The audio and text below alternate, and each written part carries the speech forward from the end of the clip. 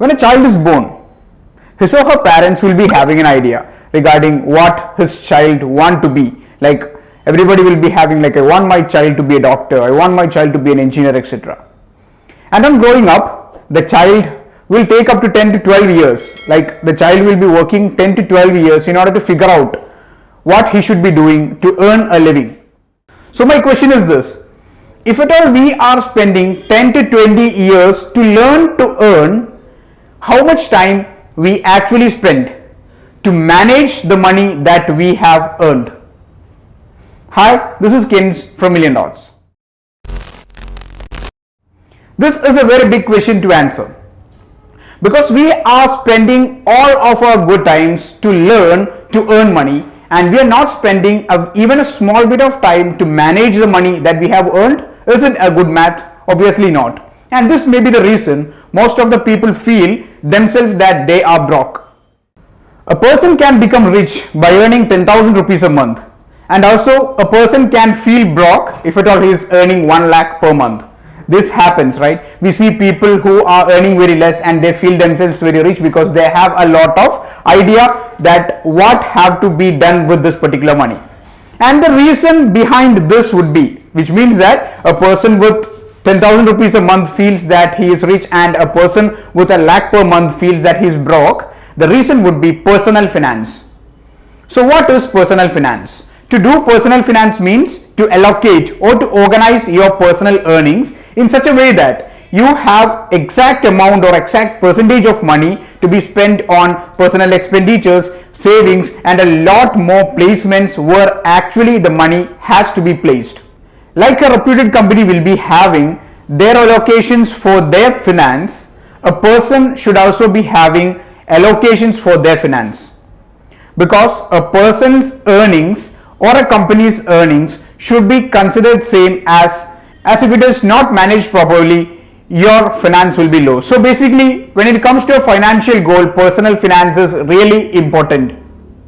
So let me just give you some of the tips that you should be remembering while you are doing your personal finance. Number 1, strict allocation of money for personal expenditures and personal savings. So this is a common problem that people face while they are doing their personal finance. Out of the enthusiasm, what they'll do is that they'll allocate a big amount, almost 90% or 80% of their finance for savings because they want to become rich, right? So this is a bad aspect, or this is a bad perspective, because you can't go long run. So you should be having a fixed percentage of money to be allocated for expenditures. That is the way you should be spending your luxuries, your fun, your entertainment, everything is important. And also the same way you should be giving importance in a similar manner to those percentages that you are being used to kept aside for savings. The second point would be to keep a fixed percentage for savings with every penny you make. Be it 100 rupees or be it 1000 rupees or be it 1000 rupees or a lakh, whichever money you are making, you should be keeping a fixed percentage into a bucket of savings. That is, let's consider you are saving 10% of your money. So if at all you are earning 100 rupees, you should be keeping aside 10 rupees for savings, or if at all you are earning 1 lakh rupees, you should be keeping aside 10,000 rupees as your savings. So to keep a very fixed percentage of money as savings for every money you make or every money you receive would be a great idea when you are doing personal finances. The third point is that you should keep record of every expenses you make. Be it a small expenses like you're buying an ice cream, or you're buying something very simple like it is having a very low amount or something, but you have to keep a record of all expenses you make. While doing personal finances, to have a record of expenses and other things that you make, that is, the record of the money that you are spending is really important. And the fourth point would be to have a goal. You know, right? Without a goal, it's always a dream. So you should be having a financial goal before doing personal finance. So you should be having a financial goal like maybe to earn 1 crore rupees, or to have an asset of this, or to buy an appreciating asset of this and that. It is completely up to you, but still you should be having a financial goal when you are planning to do personal finance. So now the question is how to do the personal finance. So actually we have learned that personal finance is important and some of the points that we have to remember while doing personal finance, etc. So how can we do this? Actually, how is the thing? So let me just share you an idea or a strategy that can help you to do your personal finance. So the rule is called 40-20-20-20 rule, which means that with every money you make, maybe your salary or maybe any other bonuses you make or whatever, you have to divide that particular money into 4 parts, out of which first part should be having 40% of your money, and the second part is 20, third part is 20, and the fourth part as well is 20.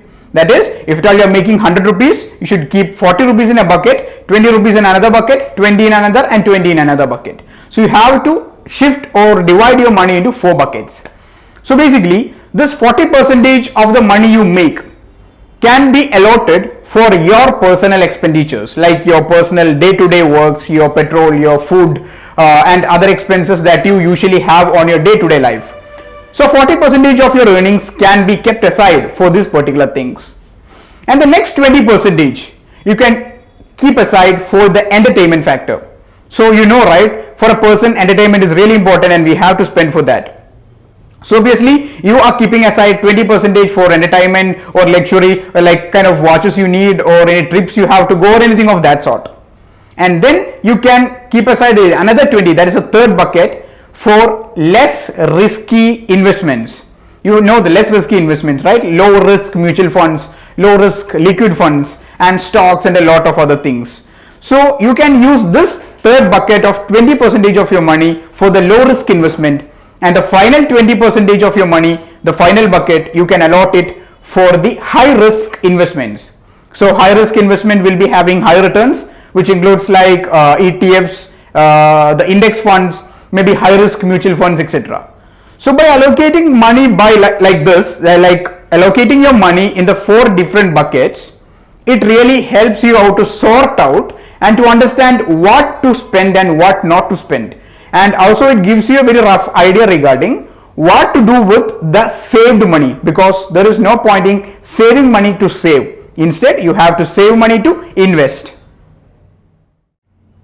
So try to follow this strategy, and please do comment your thoughts about this particular strategy on the comment box.